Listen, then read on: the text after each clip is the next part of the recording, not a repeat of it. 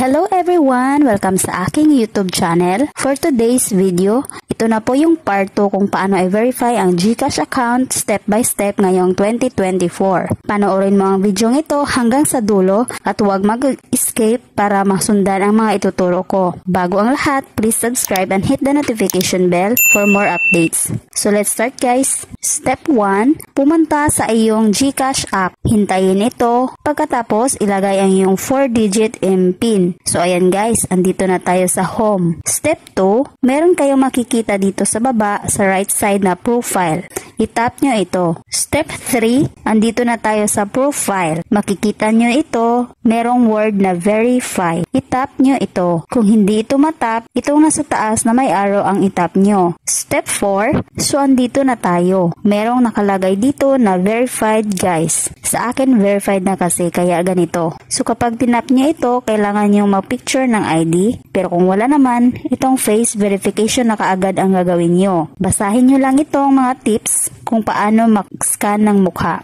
Kailangan talaga na clear lahat yung hindi natatakpan ang mukha. Kung hahanapan kayo ng ID, dapat yung mukha na nasa ID yun din ang mukha ng mag-scan dito para sa face verification.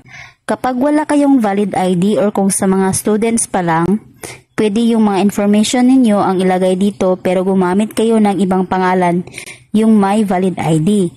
Yun din ang ipa-verify niyo dito. In short, pwedeng-pwede ka makagawa ng GCash account kahit hindi mo pangalan at pwedeng ikaw ang gagamit. Subalik tayo. Kapag nabasa mo na lahat yung tips kung paano mascan ang mukha, itap mo lang itong okay. Step 5, so ayan ito yung itsura. Kailangan nang ipakita ang mukha. Kung ready ka nang ipakita yung mukha mo, itap mo lang itong Step 6, ipakita mo na dito yung mukha mo para i-scan.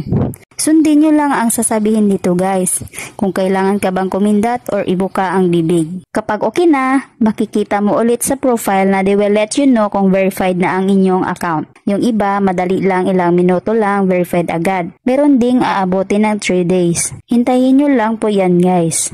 Kapag verified na ang inyong account, makikita mo dito sa profile na na-reach mo na ang fully verified. So ganito yung itsura ng inyong GCash kapag verified na. Ganun lang po kadali guys.